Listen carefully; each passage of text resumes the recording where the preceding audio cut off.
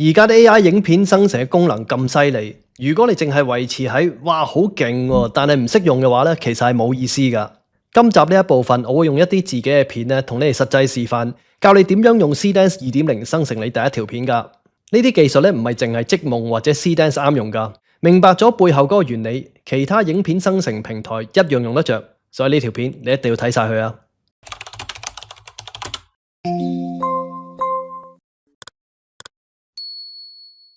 一開始就講翻啲基本資料先。如果想知道 Seedance 點解有咁勁嘅話，你可以先去新 channel 嗰邊睇翻我嘅上半部。我就已經喺嗰邊講咗 Seedance 個技術上面嘅突破，同埋對個市場有幾大衝擊啦。至於有邊一個平台可以用到 Seedance，大家就可以睇翻我呢個頻道嘅對上一條片。呢條片仲會講埋點樣去突破區域限制，下載到香港地區 download 唔到嘅手機程式噶。而今次呢一條片我就會用幾個我自己做嘅片做示範，去講一啲影片生成嘅重要基礎觀念噶。首先我要講翻，如果你要想喺積夢嗰個生成影片上面操作得好嘅話我就建議你用網頁版嘅，因為嗰個版面係比較容易啲處理噶。咁手機版嘅積夢最強嘅地方係比較方便你去做自己嘅數字人，然後透過你生成咗呢個數字人再去製作影片噶。咁但係由於我對呢啲製造數字人要上載自己嘅面容嘅數據去唔同嘅 AI 系統其實就未完全過到這一個關嘅，所以我就冇玩啦。咁我就唔係反對呢一件事嘅，純粹係一個個人嘅選擇，大家有需要嘅可以自行去玩下嘅。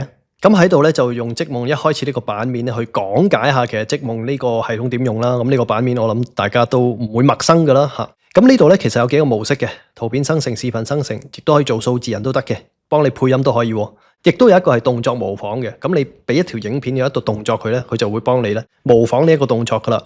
咁但係我主力就講視頻生成呢度啦。留意翻呢度都有圖片生成啊。圖片生成佢個名就叫做 Seedream 嘅。其實咁我哋講翻視頻生成先啦。視頻生成呢度係分咗幾個系列嘅。咁首先就你可以揀 Fast 或者係 2.0 啦，後邊呢啲其實係比較舊啲嘅系統嚟噶啦。咁 Fast 係咩意思呢？就係佢生成嘅速度比較快，但係個畫質會低啲嘅。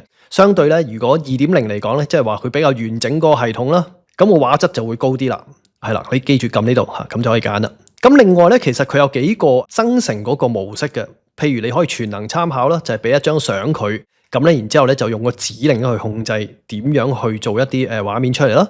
咁另外亦都有個首尾幀，首尾幀你就要擺你條片嘅頭同尾嗰個畫面，然之後佢就會幫你創作中間個內容啦。透過你個指令去指引佢啦，當然係呢個就係方便你其實做一啲長片嘅。咁每一條片嘅最尾其實就係另一條片嘅頭，咁變咗就比較容易將全部嘅短片，譬如十秒咁樣啦，好多條10秒駁埋一齊。咁另外就智能多幀啦，就係加好多唔同嘅連環鏡頭啦，咁同埋就主體參考，就主要係俾一個即係可能你要做一個好強烈有一個主角嘅角色嘅話就會用呢個噶啦。咁另外其實而家個積夢我覺得有一個好好嘅地方，就係你比較容易揀到嗰個選擇嗰個畫面個比例啊。因為以往嘅生成有時佢會即係跳得好犀利噶，你想佢出啲橫嘅片就出咗直啦，直嘅佢又出咗橫咁。而家就比較易控制啲，當然可以揀720或者1080啦，俾咗錢就可以用1080啦。另外嗰個秒數亦都係比較易啲揀到啊，最長可以去到15秒。咁相對嚟講其實就控制力就會強好多啦。咁當然啦，秒數耐啲嘅你睇下翻啦。如果5秒就消耗20個 token 啦，咁如果我15秒嘅就當然係會消耗多啲，60個 token 啦。咁呢個係 fast 嘅啫。如果我揀翻嗰個畫質高啲嘅話你留意翻15秒係用咗90個 token 嘅。咁喺呢個位都睇翻啦，其實呢個就係攞靈感噶啦，俾大家睇呢度睇翻啲靈感啦。攞完靈感之後其實你喺呢一個位撳落去生成就會睇翻你以往嘅一啲嘅生成嘅歷史啦。咁我會俾啲示範大家睇下啦。咁睇翻一條先啦。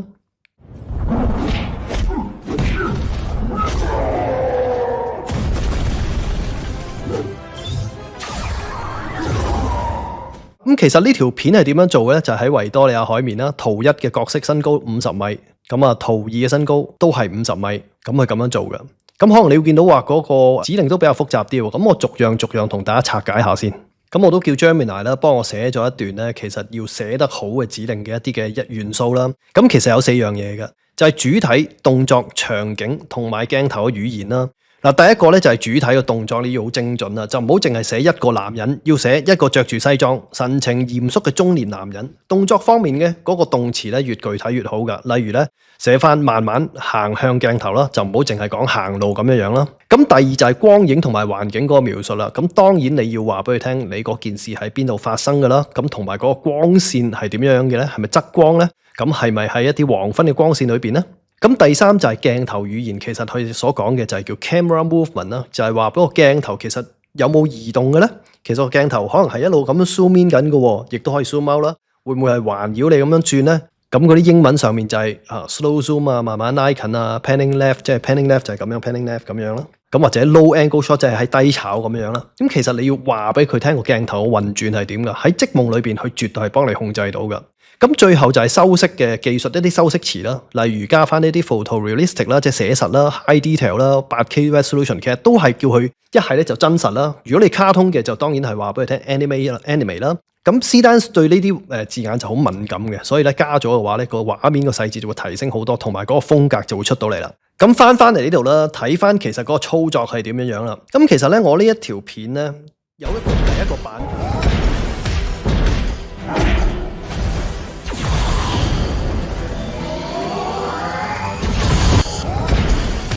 咁呢個版本你留意翻咧，其實我擺咗2張相嘅啫，就係隻兔啦，同埋隻比熊啦。咁你見到第二個版本咧，我已經多咗1張相。咁其實我先講講咧，究竟佢係發生緊啲咩事先。其實呢啲相咧就係俾佢做參考啦，就係話我角色有 A 呢個角色，即係兔呢個角色，同埋呢隻比熊嘅角色就互打啦。咁點樣做到個次序咧？我而家示範一次。嗱，好簡單嘅啫。嗱，喺呢一度你就可以上載一張相片啦。咁譬如我就上載翻呢隻兔啦。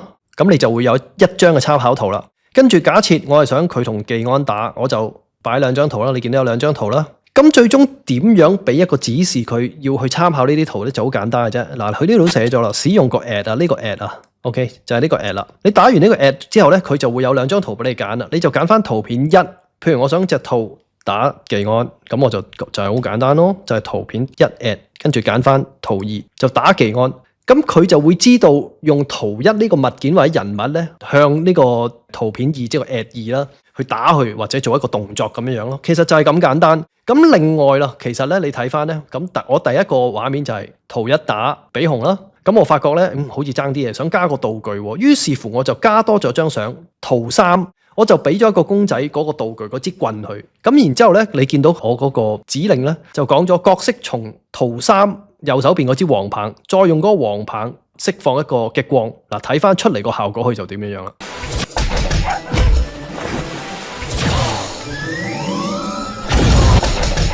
咁你睇到佢咧，自動真係幫我喺張圖度勾咗嗰張棍出嚟咧，就去打個比熊喎，其實係好犀利。咁所以大家咧好好咁學識用 at 呢個效果啦。咁留意翻咧，其實出邊其他平台佢未必有 at 呢一個嘅操控嘅。咁你就要強調翻咧，上載咗第1張相啦，你就叫佢做 image 1。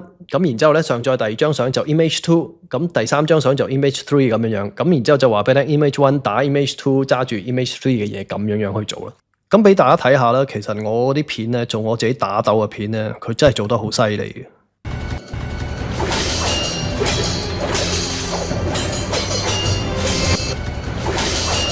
俾多條大家睇下啦，呢條都好靚嘅。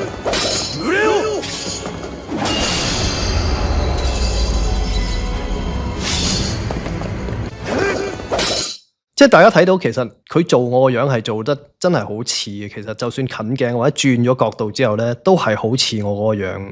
咁喺度咧，大家睇翻咧，你見到哇，我好多都寫英文喎，好勁，好長喎，咁樣。我想講俾你聽咧，其實呢度咧好多指令咧都係叫 AI 寫嘅。咁點樣叫 AI 寫咧？我一陣示範俾大家睇。其實我有2個嘅少少竅門話俾大家知嘅。不過都想講下，其實我都有好多出錯或者做得唔好嘅時候嘅。咁譬如好似我想做條賀年片咁啦，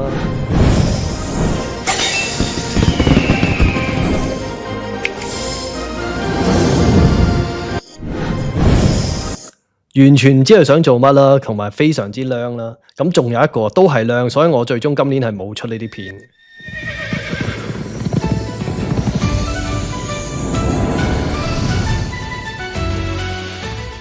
咁其實呢條都係AI 寫嘅，我叫佢寫一條指令俾我。其實指令嗰方面咧，其實都好簡單嘅啫。你如果有個 idea 嘅話咧，可能有個人打邊個，或者好似我頭先咁講，一隻比熊要同架車比賽咁，其實可能好簡單嘅觀念。咁然之後你將你個觀念咧掉落去個 ChatGPT 或者 Gemini 裏邊，然之後叫佢幫佢生成一個點樣嘅氣氛嘅片咧，佢自己就會有一套好長嘅呢啲咁嘅指令出咗嚟。咁其實咧，我嗰啲指令就係咁樣出嚟嘅。但係最重要咧，有一樣嘢我想講嘅，譬如我做咗一條片就係。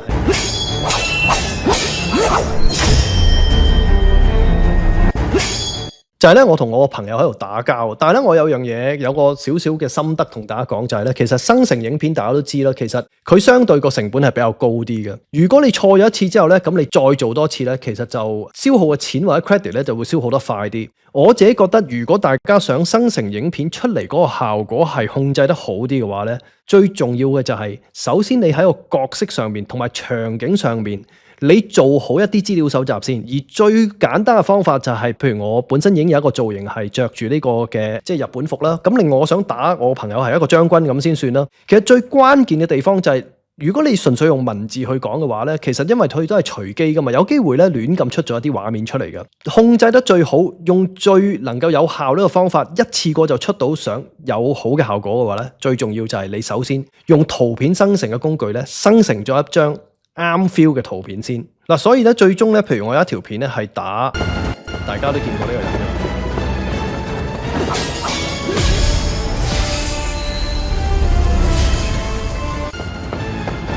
即係打翻 One Piece 嗰個二刀流啦，就係因為我揾咗一張啱嘅相片落去，然之後咧擺翻我自己個樣落去，咁跟住咧佢打出嚟嗰個效果同埋嗰個畫面嘅震撼性就會強好多啦。最後都係講多一個示範啦，就係咧我諗我係最早期咧，其實我就生成咗一個即係高達嘅，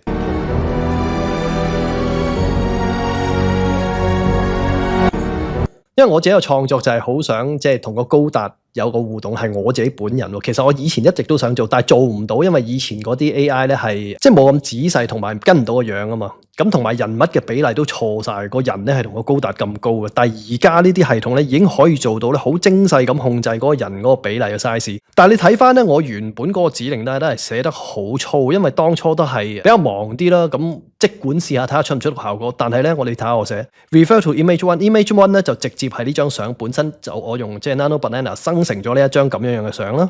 咁然之後就 Gundam in Hong Kong City 就係咁簡單嚇，然之後咧 Character 2咧就 Sitting on Gundam Shoulder， 即係嗰個膊頭 Looking for a good view for photography， 即係影張相咁樣，咁啊揸住部單反，咁佢就出咗呢張相出嚟啦，即係出咗呢條片出嚟啦。咁但係後來咧我都係唔好滿意頭先嗰個畫面嗰個運鏡啦，咁於是乎咧我就決定咧將我呢個指令咧頭先嗰個好粗疏嘅指令咧就擺去咧 ChatGPT 嗰度，我就同佢講重整以下影片嘅生成指令，令到畫面嘅效果更有高級電影感，就係咁簡單。將頭先嗰段好渣嗰段指令再抌落去，咁然之後咧個 ChatGPT 就幫我生成咗一段好長嘅英文嘅版本嘅指令，咁就係呢一條啦。好簡單啫嘛，就係將嗰個吸落去，跟住加頭先我嗰句中文，就係呢句中文。嗱，大家都可以記住啦。如果你嗰句指令本身好渣嘅，重整以下影片生成指令，令畫面效果更有高級電影感，你想要個咩 feel，你咪改落去咯，佢就會生成一段字俾你。咁生成出嚟嘅效果係點呢？大家睇下。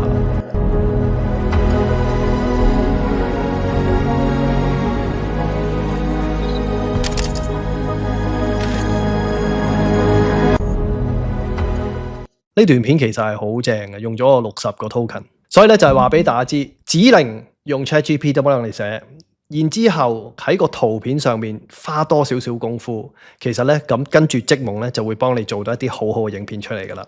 咁另外咧，而家就坊間就係話咧唔能夠用真人相片去生成影片啦。咁但係事實上咧，我呢條片咧我都係啱啱做嘅啫，星期一嘅凌晨做。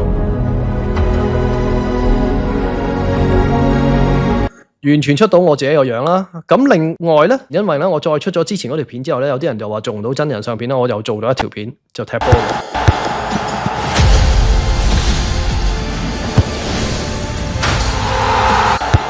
咁所以咧，其實付費嘅版本咧，仲做到咧真人相片去生成影片嘅。但係我就發現咧喺一啲免費版本裏邊咧，就係佢會攔截咗啊，做唔到啦。咁呢樣大家留意下啦。今集就用一啲比較簡單嘅示範咧，去話俾大家知影片生成其實個流程係點啦，或者嗰個思路係點樣，同埋咧點樣可以咧令到你嗰啲指令咧有一個好大嘅改進噶。咁希望今次嘅影片嘅內容咧幫到大家啦。可能我自己中意睇靚嘢啦，又中意影相，所以對呢啲 AI 影片生成嘅嘢咧，我特別有興趣嘅。唔知大家係咪同我一樣呢？留言話俾我知啊！今集嘅分享去到呢度，記得 like、share 同留言啦。如果呢條影片嘅內容幫到你嘅話，記得訂閱我嘅頻道，咁以後我新片一出嘅時候咧，就會即刻通知到你噶啦。再次同大家講一次，馬年進步，今年身體健康，搵多啲錢啦。下星期再見，拜拜。